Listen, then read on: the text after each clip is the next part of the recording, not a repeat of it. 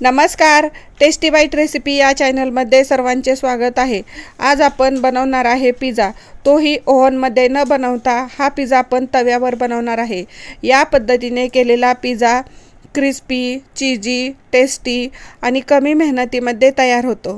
हा पिझ्झा बनवण्यासाठी अगदी आपल्याला 50 ते 60 रुपये खर्च येतो।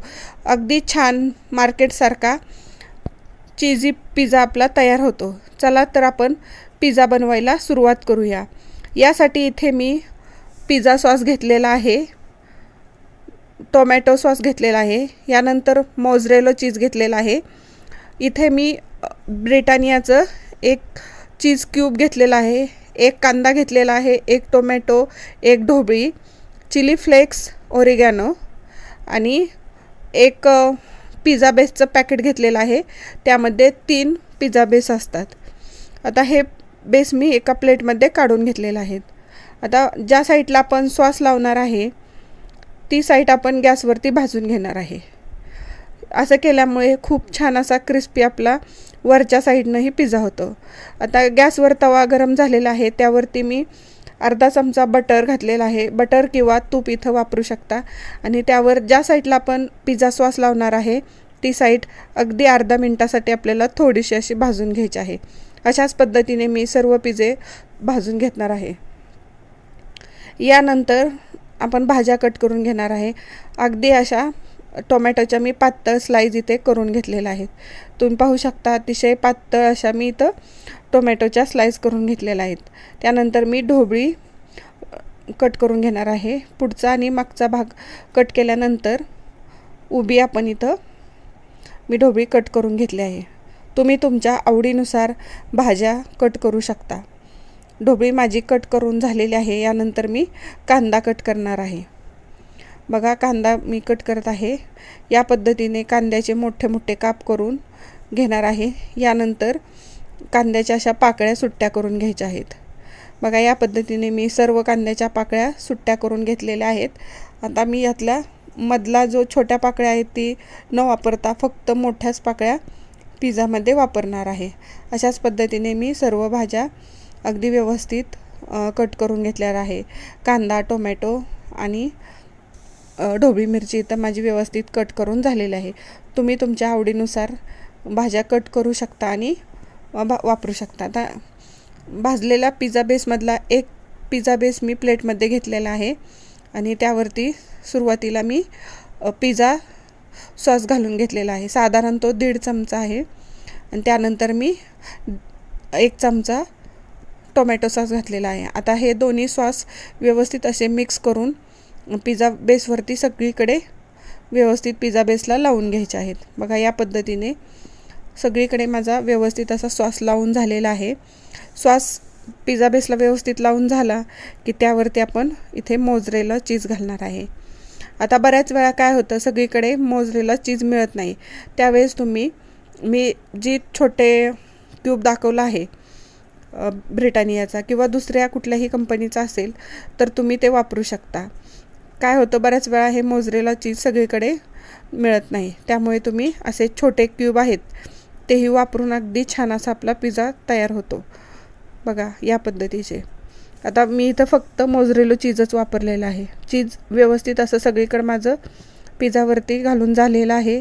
यानंतर मी टोमॅटोचे जे आपण काप करून घेतलेले आहेत ते ठेवून घेऊया। टोमॅटोही ठेवून झालेला आहे। यानंतर मी ढोबळी व्यवस्थित अशी ठेवून घेणार आहे। तुम्ही तुमच्या आवडीनुसार पिझ्झावरती भाज्या ठेवू शकता किंवा तुम्हाला जर फक्त ओनियन पिझ्झा करायचा असेल तेही तुम्ही करू शकता। बघा, या पद्धतीने सर्व भाज्या माझ्या पिझ्झावरती ठेवून झालेल्या आहेत। आता भाज्या व्यवस्थित पिझ्झावरती ठेवून झाल्यानंतर यावरती आपण चिली फ्लेक्स घालणार आहे।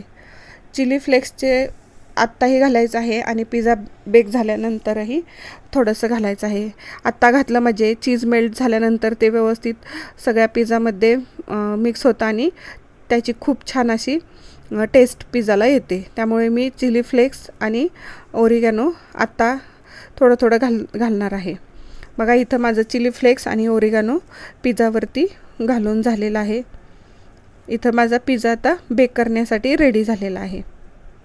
हा पिझ्झा आपण ओव्हनमध्ये बेक न करता तव्यावरच करणार आहे. झटपट होणारी ही रेसिपी आहे. खूप छान होते. अगदी छान टेस्टी क्रिस्पी पिझ्झा या पद्धतीने केलेला होतो. आता आपला इथं पिझ्झा रेडी झालेला आहे. गॅसवरती मी तवा गरम करायला ठेवलेला आहे.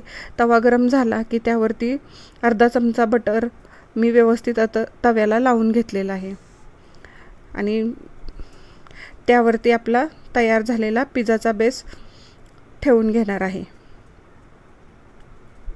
बघा इथे मी पिझ्झा तव्यावरती ठेवलेला आहे आणि यानंतर मी त्यावरती एक झाकण ठेवणार आहे. म्हणजे आपले व्यवस्थित असं चीज मेल्ट होतं आणि चीज मेल्ट होण्यासाठी मी झाकण ठेवलेलं आहे.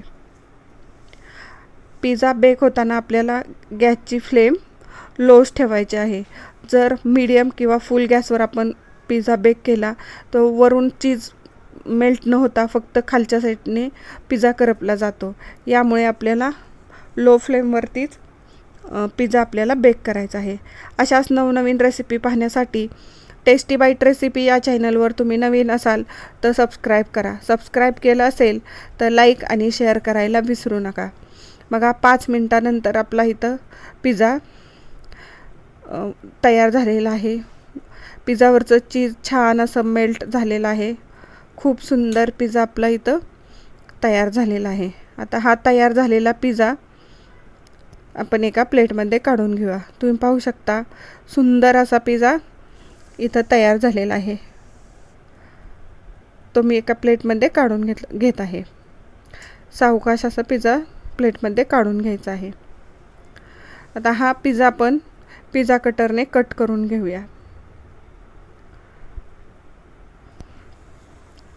या पद्धतीने आपण पिझ्झा प्लेटमध्ये पिझ्झा कटरने कट करणार आहोत. तुम्ही तुमच्या आवडीनुसार पिझ्झाचे काप करू शकता. बघा थोडासा गरम असल्यामुळे थोडंसं कट होण्यासाठी सावकाश असं कट करावं लागतो आहे. या पद्धतीने आपला पिझ्झा कट होत आलेला आहे. अतिशय छान टेस्टी या पद्धतीने केलेला पिझ्झा होतो. सहज अगदी कट झालेला आहे आपला पिझ्झा. तुम्ही पाहू शकता अगदी चीज बाहेर मार्केटमध्ये जो आपला पिझ्झा मिळतो त्या पद्धतीने अगदी छान असं मेल्ट झालेलं आहे. खूप सुंदर आपलं चीज इथं पिझ्झाचं मेल्ट झालेलं आहे. टेस्ट तर अप्रतिम लागते आणि झटपट होतो. बघा तुम्ही पाहू शकता या पद्धतीने केलेला पिझ्झा खूप छान क्रिस्पी होतो. अशाच नवनवीन रेसिपी पाहण्यासाठी आपण पुन्हा भेटूया. थँक्यू.